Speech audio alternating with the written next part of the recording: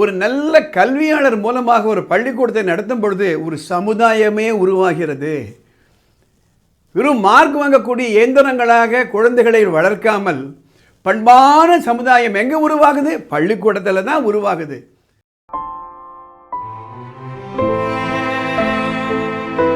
ஒரு பள்ளிக்கூடத்துடைய annual day மூலமாக குழந்தைகளுக்கு நட்பண்புகளை சொல்லிக் கொடுக்க முடியுமா?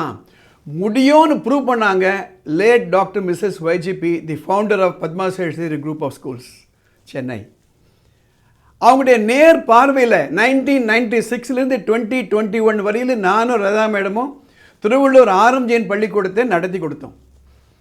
அவங்க எங்களுக்கு சொல்லிக் கொடுத்த, பெற்றோர்களுக்கு சொல்லிக் கொடுத்த, மாணவர்களுக்கு சொல்லிக் கொடுத்த பாடங்கள் ஏராளம்.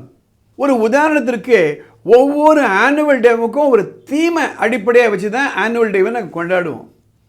ஃபார் எக்ஸாம்பிள், ஒரு வருஷம் நீதிக்கு தலைவணங்கு என்ற ஒரு டாபிக்கு. அந்த டாப்பினுடைய அர்த்தம் என்னன்னா எல்லாருமே சமம்பா சட்டத்துக்கு முன்னாடி. அதை மையமாக வைத்து நிறைய எபிசோட்ஸ். அதற்கு சீஃப் கெஸ்டாக சுப்ரீம் கோர்ட்டின் sitting judge his lordship Ibrahim Kalifulla வந்து தலைமையேற்று நடத்தினார். உணரு தீம் நீரின்றி அமையாது உலகு. தண்ணியை நம்ம வேஸ்ட் பண்ணிடுமே, குழந்தைகளுக்கு எப்படி சொல்லிக் கொடுக்க தண்ணியை வேஸ்ட் பண்ணக்கூடாதுன்னுட்டு அதை மையமாக வைத்துக்கொண்டு நீரின்றி அமையாது உலகு. இப்போ நம்ம அஃபென்சஸ் அகெயின்ஸ்ட் விமன்லாம் பார்க்குறோமா இல்லையா? ஒரு தீம் சஜஸ்ட் பண்ணாங்க, சக்தி.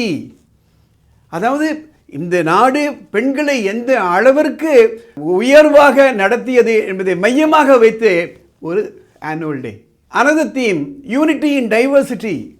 அதாவது ஒரு நாடு, அந்த நாடு எப்படி யுனைட்டடாக இருக்கணும், மதம் பார்க்காம இனம் பார்க்காம எப்படி இருக்கணும், அதை பற்றி ஒரு தீம்.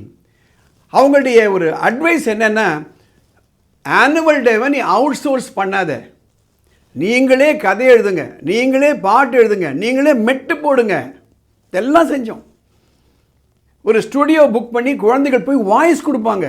அந்த வசனங்கள்லாம் கொடுத்து, அந்த வாய்ஸ் கொடுத்து, அதை ரெக்கார்ட் பண்ணி, அதை நடிக்க வைத்து, டான்ஸ் ஆட சொல்லி, எவ்ரிதிங் வாஸ் டன். அந்த ஒரு 3 மாதங்கள் அந்த குழந்தைகள் இந்த தீமை பற்றியே பேசிகிட்டு இருப்பாங்க. பெற்றோர்கள் எல்லாம் இது ரொம்ப ஆச்சரியப்பட்டாங்க. எதற்காக இதெல்லாம் நான் சொல்கிறேன் அப்படின்னா, ஒரு நல்ல கல்வியாளர் மூலமாக ஒரு பள்ளிக்கூடத்தை நடத்தும் பொழுது ஒரு சமுதாயமே உருவாகிறது. வெறும் மார்க் வாங்கக்கூடிய இயந்திரங்களாக குழந்தைகளை வளர்க்காமல் பண்பான சமுதாயம் எங்கே உருவாகுது? பள்ளிக்கூடத்தில் தான் உருவாகுது.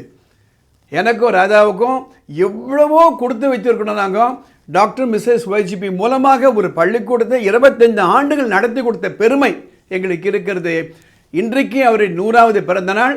அந்த பிறந்தநாள் அன்றைக்கு அவருடைய மானசீகமான ஒரு பிளெஸ்ஸிங்ஸை நாங்கள் கேட்குறோம்.